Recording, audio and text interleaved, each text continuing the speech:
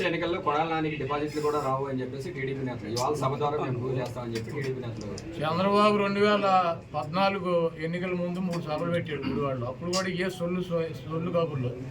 కాకపోతే పోటీ చేసే అభ్యర్థులు మారారు, వచ్చి ప్రగల్భాలు చెప్పే సొల్లుగాళ్ళు మారారు. 2019 ఎన్నికల్లో కూడా కొడాల నానికి డిపాజిట్ లేకుండా చేస్తాను 3 మీటింగులు పెట్టి ఇటువంటి సొల్లు కబుర్లు, ఈ సొల్లు నా కొడుకులు సొల్లు పోరానని చెప్పారు. మళ్ళీ 2024 వచ్చింది, మళ్ళీ అభ్యర్థులు మారారు, మళ్ళీ మాట్లాడేవాళ్ళు మారారు.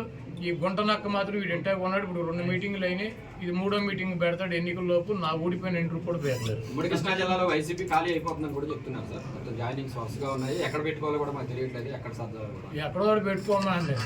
బాబు కొడుకులు 2 పుస్తకాలు పెట్టుకుంటారు కదా, ఎర్ర బుక్కులు, అక్కడ పెట్టుకోమండి. బాబు కొడుకులు ఎర్ర బుక్కునే చించి తోసుకోమని చెప్పి కదా, ఎర్ర కూడా ఎక్కడో చోట తోసుకోమని చెప్పండి. జన సమీకరణ రాకుండా పోలీసులు అడ్డుకుంటున్నారు అని చెప్తున్నారు. అసలు చంద్రబాబు గుడివాళ్ళు ఎవడొస్తాడు? కాదు, చంద్రబాబు గుడివాళ్ళు పట్టించుకున్నాడు దొంగ 420 గాడు అని తెలియదు మా గుడివాడలో. మాకు ఎన్టీ రామారావుని అంత మహోన్నతుడిని పార్టీ నుంచి తొలగించి ముఖ్యమంత్రి పదవి కొట్టేసి మా ప్రాంతం వాడిని సంకనాకి ఇచ్చేసినటువంటి వెధవీడు అని తెలియదు. వీడికి ఎవడొస్తాడు? చంద్రబాబు నాయుడికి జనం వస్తారా? అంటే 1,00,000 మందితో సభ పెడుతున్నామని టీడీపీ నాయకులు చెప్తున్నారు కదా సార్. మొన్న 2 లక్షలు అన్నారు, ఇప్పుడు 1,00,000కి వచ్చారా? అది మొన్న వాళ్ళే పార్టీ మీటింగ్ పెట్టి 2 లక్షల మంది జనం అన్నారు, ఇప్పుడు 1,00,000కి వచ్చారా? అక్కడ తీసుకున్న ల్యాండ్ ఎంత చూసారా మీరు? 22 ఎకరాలు పొలం తీసుకున్నారు, దాంట్లో 9 ఎకరాలు పార్కింగ్ పెట్టారు, 5 ఎకరాలు డయాస్ వేసారు, 5,000 కుర్చీలు వేశారు. 1,00,000 మంది వస్తారా? ఇప్పుడు వెళ్ళి లెక్కేటాడు కుర్చీలు 5,000 ఒకటో కుర్చీ ఉంటే నేను గుడివాడ వేసి వెళ్ళిపోతా. మీరు వెళ్ళా లెక్కేటాడు మీడియా వాళ్ళు. 22 ఎకరాలు ల్యాండ్, 7 ఎకరాలు పార్కింగ్, 9 ఎకరాలు పార్కింగ్, 5 ఎకరాలు ఏమో డయాస్ అంట, ఆయన సెక్యూరిటీ అంట. వేసి 5,000 కుర్చీలు వేసి 1,00,000 మంది వస్తారు. 5,000 కుర్చీలు 1,00,000 మంది కూర్చుంటారు, అంటే ఒక కుర్చీలో 10 మందిని కూర్చోబెడతారు. ఏంటి ఇవన్నీ సొల్లు కాపులు. 5,000 మందికి వాళ్ళు ఏర్పాట్లు చేశారు. చంద్రబాబు మాట్లాడేటప్పుడు 3,000 మంది ఉంటారు.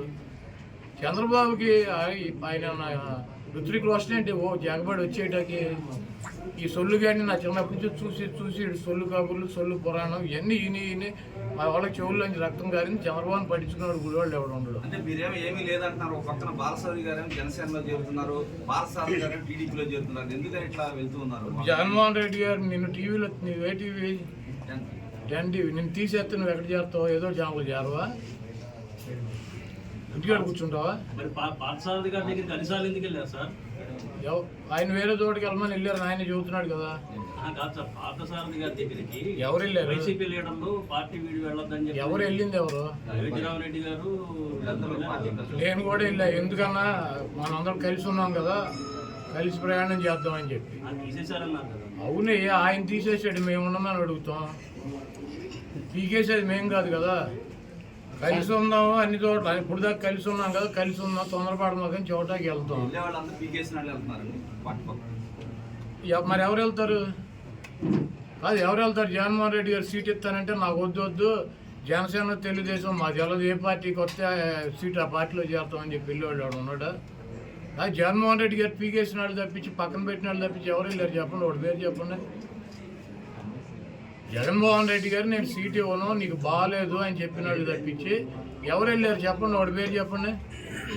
లేదు మాకు చంద్రబాబు దగ్గరికి వెళ్తామని చెప్పి వెళ్ళినాడు ఎవడు, ఒకటి పేరు చెప్పండి. పీకేసిన వాళ్ళు ఇప్పుడు మిమ్మల్ని ఒక ఛానల్లో పీకేస్తే ఇంకో ఛానల్కి వెళ్ళరా? ఉద్యోగం మానే సిటీ కూడా కూర్చుంటారా? జూనియర్ ఎన్టీఆర్ ఫ్లెక్సీలు తొలగించారు. బాలకృష్ణ గారు చెప్తేనే తీసేసామని చెప్పి కూడా చెప్తున్నారు అక్కడ ఎన్టీఆర్ ఘాట్ల హైదరాబాద్. జూనియర్ ఎన్టీఆర్ ఫ్లెక్సీలు తొలగిస్తే ఎవడ తీయమన్నా ఆయన ఊడిపోయిన ఇంటికి ఊడిందా? వాళ్ళ నీచమైన బుద్ధి. ఎన్టీ రామారావు పేరు చెప్పి భజన చేసుకునేటువంటి కుటుంబ సభ్యులు ఎన్టీ రామారావుని, పెద్ద ఎన్టీఆర్ని ఏమో చంద్రబాబు కోసం దించారు.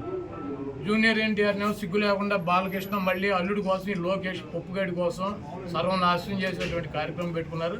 ఇటువంటి బాలకృష్ణలో, ఇటువంటి చంద్రబాబు నాయుడు 1000 మంది వచ్చినా కూడా జూనియర్ ఎన్టీఆర్ ఊడిపోయినటువంటి ఇంటర్ కూడా పేర్లేదు.